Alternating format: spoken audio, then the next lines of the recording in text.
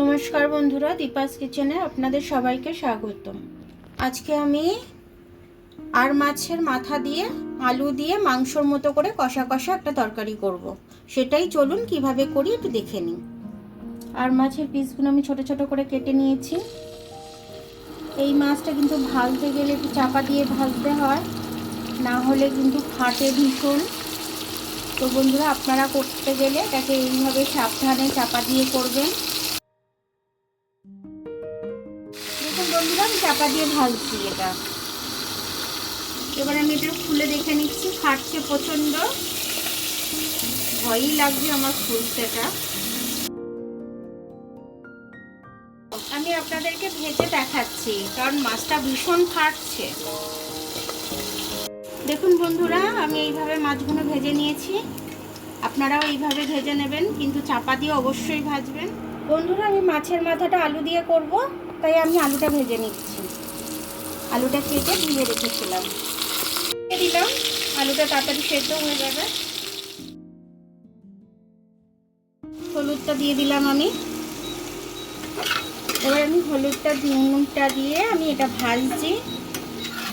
আমার এই আদাটা লাগবে, মাছের মাথাটার জন্যই রসুনটা লাগবে। এটা 3টে বড় বড় পেঁয়াজ কেটে নিয়েছি আমি। আর এই যে মাছের মাথাগুলো আমি সুন্দর করে ভেজে নিয়েছি। আপনাদের দেখাতে পারিনি ভাজাটা, তো ফাটছিল ভীষণ, ওই জন্য সামনে যেতে পারছিলাম না। ওই কারণে আমি ভেজে আপনাদের দেখাচ্ছি। আলুগুলো লাল লাল হয়ে গেছে, এবার তুলে নিচ্ছি। তেলটা ছেঁকে তুলে নিচ্ছি।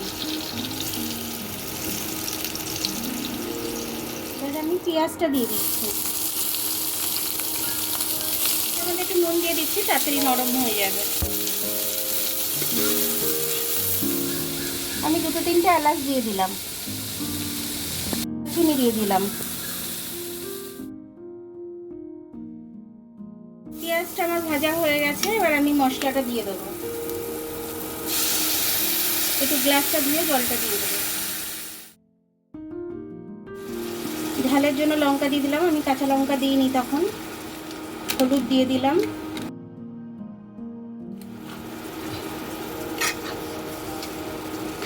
আর কোনো মশলা আমি দেব না,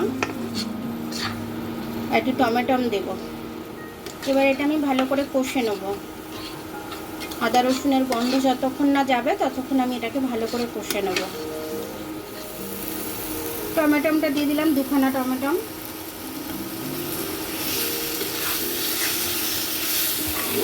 এবার আমি মশলার সাথে কষে নেব টমেটো। নুন দিয়ে দিলাম। কষবো না, জলটা দিয়ে দিলাম। আমার এই কড়াতে হবে না, ফ্রাই প্যানটাতে। এটাতে সব কষে নিলাম, ভেজে নিলাম। এবার আমি কড়াই ট্রান্সফার করে দেবো। আর মাছের মাথা ভাতাগুলো একবারে আমি দিয়ে দিচ্ছি।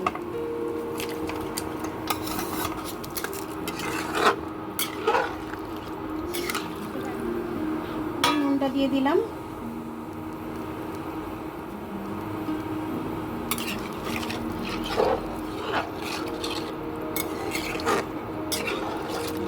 এবার আমি এটা চাপা দিয়ে দেবো।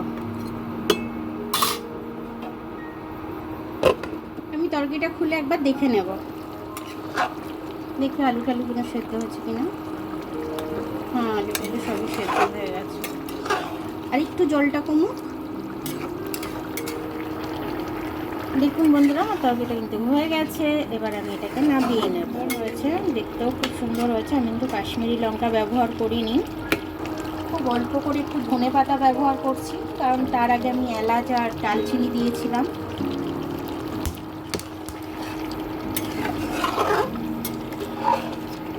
এবার আমি এটাকে নামিয়ে নেব। দেখুন বন্ধুরা, আমার আর মাছের মাথা দিয়ে তরকারিটা কিন্তু খুব সুন্দরভাবে হয়ে গেল। আপনারা এই রেসিপিটা ফলো করে করবেন, আপনাদেরও খুব ভালো লাগবে খেতে। তো আমার তরকারিটা তো খুব ভালো হয়েছেই, আমি টেস্ট করে দেখেছি। আমার ভিডিওটা দেখার জন্য অনেক অনেক ধন্যবাদ। আমার ভিডিওটা যদি পছন্দ হয় তাহলে লাইক, সাবস্ক্রাইব, বেল আইকনটা একটু টিপে দেবেন। আর যদি ফেসবুক থেকে দেখেন তাহলে লাইক আর ফলোটা একটু করে দেবেন। আবার কাল দেখা হবে নতুন রেসিপির সাথে। ততক্ষণ আপনারা ভালো থাকবেন, আমি আসছি।